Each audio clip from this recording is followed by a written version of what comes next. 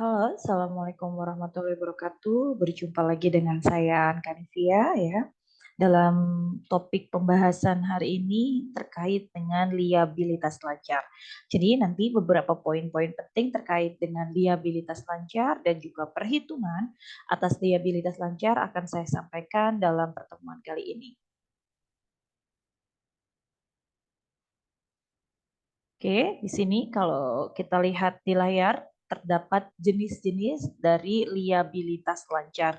Yang pertama jenisnya adalah wesel bayar dan yang kedua adalah hutang pajak atas penjualan.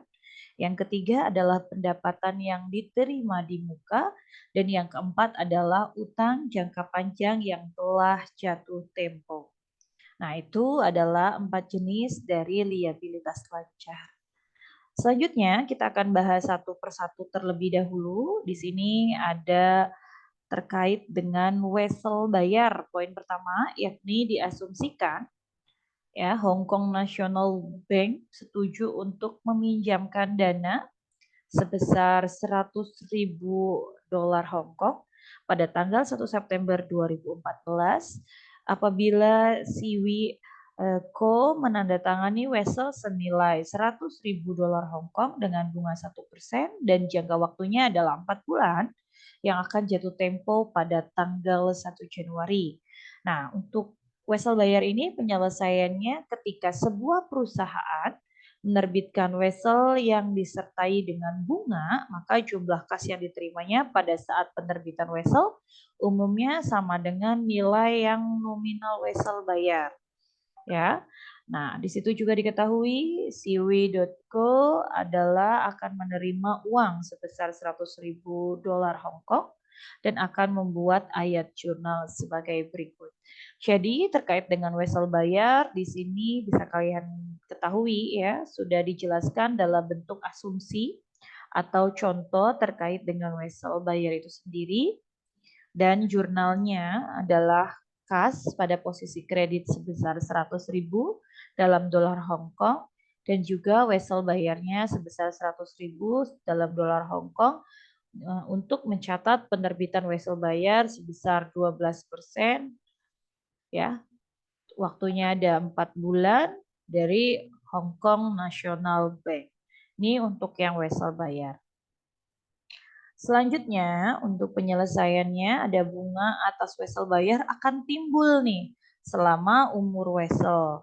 Nah, perusahaan juga harus secara berkala mencatat pengakuan tersebut. Jadi, ketika weselnya itu umurnya 4 bulan, perusahaan tetap harus mencatat secara berkala setiap bulannya. Nah, rumusnya seperti apa? Di sini untuk rumus menghitung nilai bunga, ada bunga sama dengan nilai nominal wesel dikalikan dengan tingkat suku bunga tahunan dan dikalikan jangka waktu dalam 1 tahunnya. Diketahui apabila cw.co membuat laporan dari keuangan tahunan, mereka akan membuat jurnal penyesuaiannya pada tanggal 31 Desember untuk mengakui badan bunga dan hutang bunganya. Sebesar di situ ada 4.000 dolar Hong Kong. Nah, untuk mengetahui bunganya tadi kita masukkan nih ke dalam rumusnya. Rumusnya adalah 100.000 sebagai nilai nominal wesel dikalikan dengan tingkat suku bunga tahunannya sebesar 12% dan dikalikan dengan jangka waktu dalam 1 tahun, yakni 4 bulan dibagi dengan 12 bulan. Nah, untuk itu jurnalnya akan dicatat pada tanggal 31 Desember.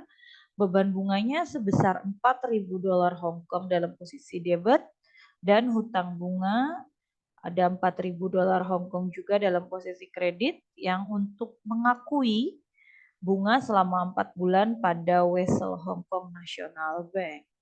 Begitu untuk penyelesaian dari wesel bayar.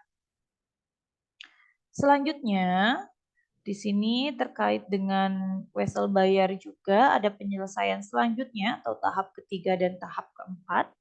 Yang pertama, di situ ada pada laporan keuangan per 31 Desember, bagian liabilitas lancar dalam laporan posisi keuangan akan menunjukkan Nah, di sini lebih menunjukkan wesel bayarnya sebesar $100.000 dan hutang bunganya tadi yang sudah kita hitung di tahap kedua ada $4.000 Hong Kong.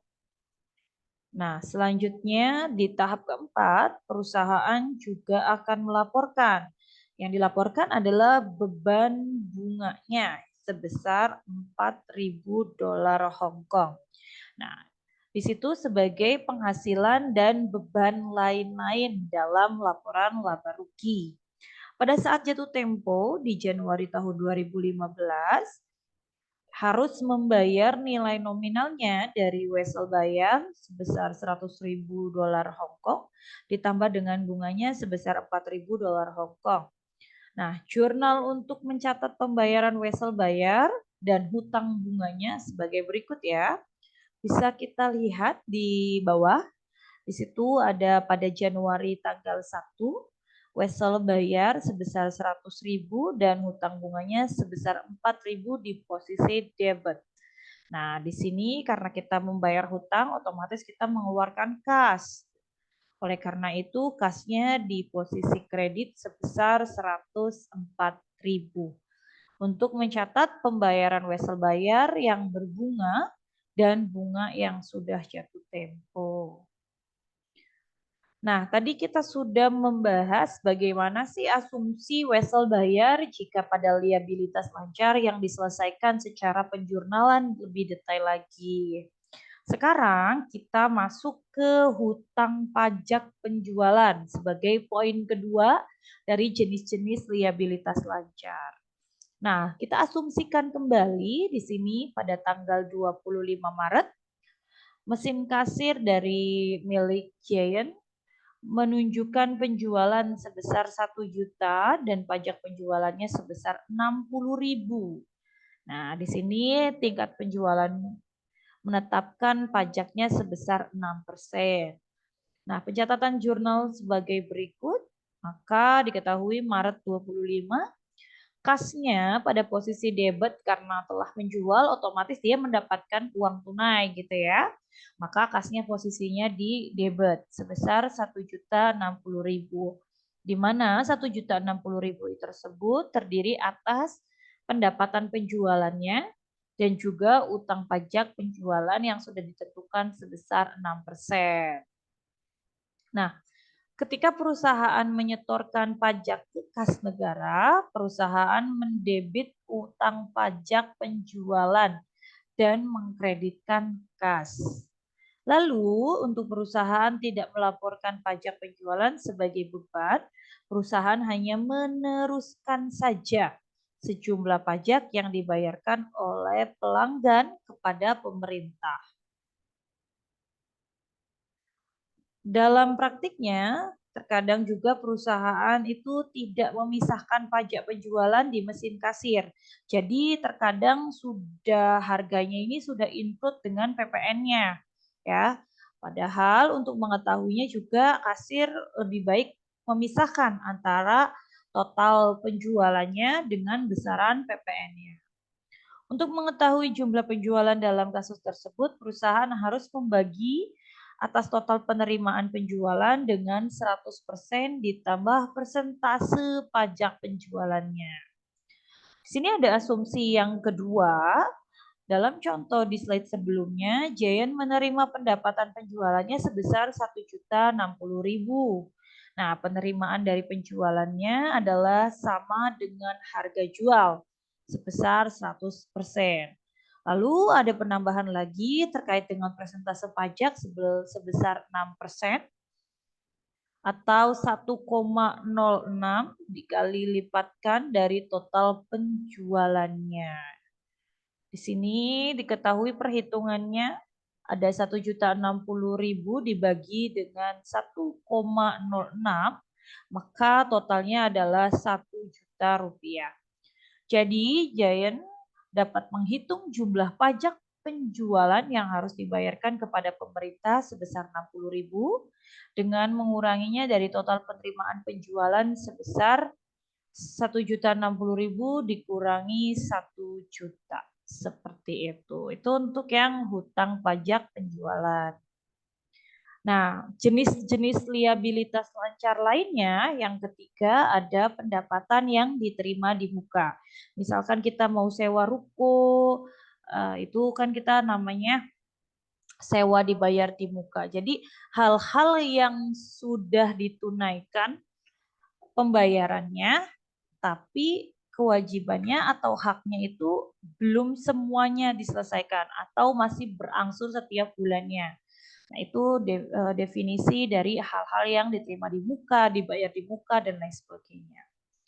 Untuk asumsi di poin ketiga ini, kita pakai klub sepak bola Persib dengan menjual 10.000 tiket pertandingan sepak bola senilai 500.000 untuk masing-masing dari kelima jadwal pertandingan di kandang. Jadi dia udah menjual tiket terlebih dahulu kepada para penonton, di mana hak penontonnya nih belum diberikan. Karena apa? Karena pertandingannya belum dilakukan. Maka disebut sebagai di muka. Nah, di jurnalnya itu pada Agustus tanggal 6, maka Persib mengkas ya, mendebit kas di situ 500.000 rupiah, lalu mengkredit pendapatan tiket yang diterima di muka sebesar 500.000 rupiah. Nah, setiap selesai pertandingan, maka Persib mencatat pengakuan pendapatannya dengan jurnalnya apa? Pendapatan tiket diterima di mukanya berpindah yang tadinya dikredit menjadi didebet sebesar 100.000. Lalu untuk pendapatan tiketnya bertambah sebesar 100.000. Selanjutnya, di sini jenis yang terakhir adanya utang jangka panjang yang telah jatuh tempo. Jadi kalau kita ngomongin hutang jangka panjang, otomatis itu lebih dari 1 tahun jangka waktunya. Nah, tapi ketika bulan tersebut atau periode tersebut memang tepatnya sebagai jatuh tempo, maka hutang panjangnya ini akan diakuin sebagai hutang jangka pendek atau liabilitas lancar. Nah, pada poin keempat ini kita asumsikan bahwa ada Wendy Corp di sini menerbitkan wesel yang berbunga selama 5 tahun senilai $25.000 pada tanggal 1 Januari 2013. Wesel bayar tersebut menyebutkan bahwa setiap tanggal 1 Januari mulai dari 1 Januari 2014, Wendy ini harus membayar sejumlah $5.000. Nah, ketika perusahaan membuat laporan keuangan di tahun 2013, perusahaan tersebut harus melaporkan yang 5.000 itu. Sebagai apa? Sebagai liabilitas lancarnya. Dan 20.000 sebagai liabilitas tidak lancar. Nah, sisanya ada berapa tuh? Ada 5.000. Nah, 5.000 ini sebagai bagian dari wesel bayar yang akan dibayarkan dalam 12 bulan ke depan. Nah, di sini untuk penyajian liabilitas lancar dari laporan posisi keuangan bisa dilihat. Biasanya liabilitas lancar di dalam posisi keuangan laporannya itu posisinya ada di sebelah kanan atas ya. Nah, liabilitas lancar atau utang jangka pendek di situ ada akun pinjaman jangka pendek, ada utang usaha, utang jangka pendek yang jatuh tempo dalam 1 tahun, beban yang masih harus dibayarkan, lalu ada beban upah gaji yang belum terbayar gitu ya, atau kita sebut sebagai hutang gaji gitu. Lalu ada uang muka beberapa seperti itu terkait dengan penyajian liabilitas lancar dalam laporan posisi keuangan. Nah, untuk menganalisisnya ya, di sini kita lihat untuk menganalisis dari liabilitas lancar dapat diklasifikasikan ada yang lancar dan tidak lancar. Pasti kita tahulah kalau lancar itu jangka pendek, kalau tidak lancar otomatis jangka panjang gitu ya. Nah, di sini untuk likuiditas mengacu pada kemampuan untuk melunasi kewajiban yang jatuh tempo dan memenuhi kebutuhan kas yang mungkin tak terduga.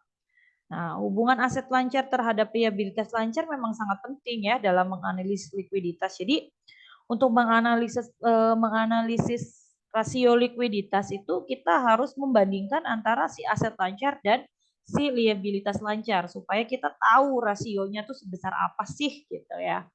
Nah, persentasenya atau rasionya ini kita rumuskan dalam aset lancar dibagi dengan liabilitas lancar sehingga akan didapat rasio lancar terkait dengan rasio likuiditas.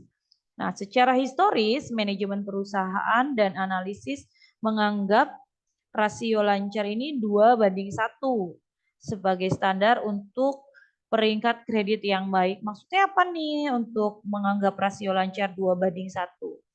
Jadi ketika aset lancarnya itu 1 dan liabilitas lancarnya itu 1, otomatis asetnya ini hanya untuk membiayai hutang saja gitu. Kita anggap sebagai impas tanpa ada perputaran lainnya. Tapi ketika aset lancarnya kita asumsikan 2 dan liabilitas lancarnya ini 1, otomatis likuiditasnya itu semakin cepat. Karena apa? Karena ada nih aset lancar lainnya yang tidak untuk pembiayaan liabilitas lancar. Seperti itu. Baik, begitu ya. Terima kasih atas perhatiannya, terima kasih atas pendengaran yang sudah kalian capai dari pertama sampai dengan terakhir. Untuk pertemuan kali ini kurang lebihnya mohon maaf. Wassalamualaikum warahmatullahi wabarakatuh. Bertemu lagi di selanjutnya.